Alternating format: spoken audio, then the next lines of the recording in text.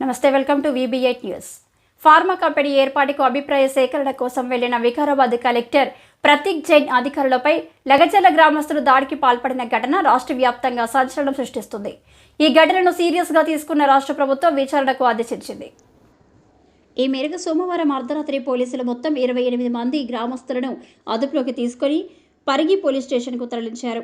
Arrest సందర్భంగా ఎలాంటి అవాంఛనీయ ఘటనలు చోటు చేసుకోకుండా లగచర్లలో భారీగా పోలీసులను మోహరించారు. తాజాగా ఈ ఘటనపై ఐజీ నారాయణ రెడ్డి మీడియా సమావేశం నిర్వహించారు.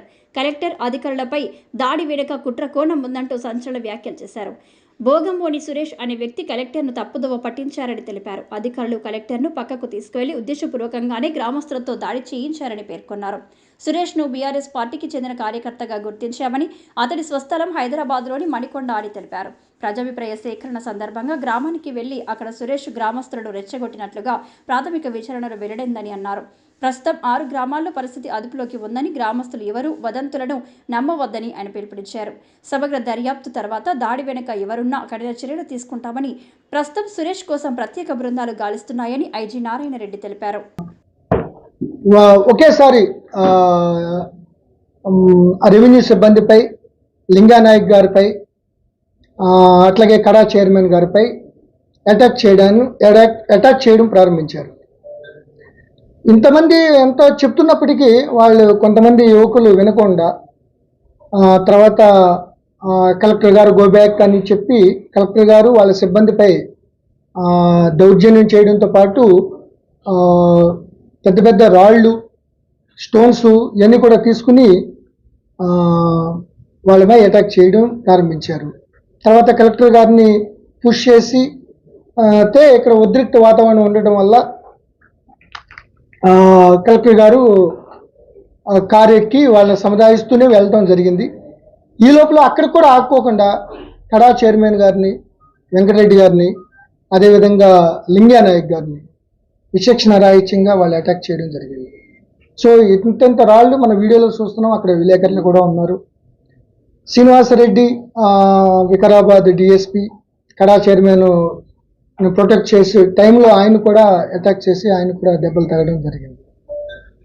సో ఈ విధంగా ప్రజాభిప్రాయ సేకరణ కోసం కలెక్టర్ గారు వాళ్ళ అభిప్రాయం కోసం వాళ్ళ రిక్వెస్ట్ మీదే ఎక్కడైతే ఉన్న ప్లేసు 2.5 కిలోమీటర్ల దగ్గర ఉన్నప్పుడు ఒక సురేష్, మొగవోని సురేష్ అనే ఒక వ్యక్తి వచ్చి ఆయన రిక్వెస్ట్ చేసి అక్కడి నుంచి రమ్మన్నారు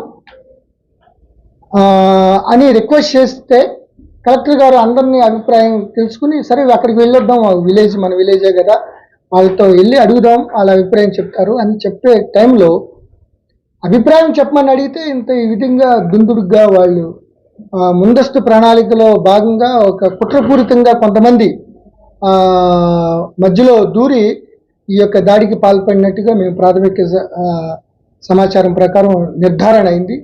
ఇప్పటికే 3 ఎఫ్ఐఆర్లు రైటింగ్ మంచి గట్టి సెక్షన్లు వేసి, ఎందుకంటే ఏ రాయి ఎక్కడ తగిలినా కూడా అది ప్రాణాపాయం సంబంధించింది చూస్తూనే ఉన్నాం. కారుని బదల్లో కొట్టారు, కారుని డ్యామేజ్ చేశారు, ఇష్టం వచ్చినట్టు రాళ్ల వర్షం కురిపించారు. సో వీళ్ళపై ఆల్రెడీ చాలామందిని ఇప్పటికే 15 మందిని ఐడెంటిఫై చేసాం. మిగతా అంత వీడియో చేస్తున్నాం. అట్లాగే ఎవరెవరు ఫోన్లు ఎవరెవరికి చేశారు, ఎవరైతే దీంట్లో ప్రధానమైన అటాక్ చేసిన, దాడి చేసిన యువకులు ఎవరెవరితో మాట్లాడి ఎవరు ఇన్వెస్టిగేట్ చేశారు. ఎందుకంటే ఎన్నో TGIACని కానీ, ప్రాజెక్టుల్లో కానీ, సెజల్లో కానీ ఈ అభిప్రాయ సేకరణ ఇటువంటి ప్రాసెస్ జరుగుతూ ఉంటాయి. ప్రొటెస్ట్ చేస్తూ ఉంటారు రైతులు కాబట్టి, సున్నితమైన అంశం కాబట్టి చాలా సంయమనంగా ఆ ప్రాసెస్ కంటిన్యూ అవుతుంది. దాని దృష్టిలోనే కూడా మేము పోలీసులు గత 4-5 ఇన్సిడెంట్లు అయినా కూడా ఎంతో సంయమనంగా రైతులకు సంబంధించిన విషయం కాబట్టి ఎంతో సంయమనంగా ఉండి దాని యొక్క వాళ్ళ రెవెన్యూ వాళ్ళకి మేము సహకరిస్తూ వచ్చాం. సో ఈరోజు కూడా కలెక్టర్ గారు పోలీసు అనేది ముందు అనేది కాదు, మేము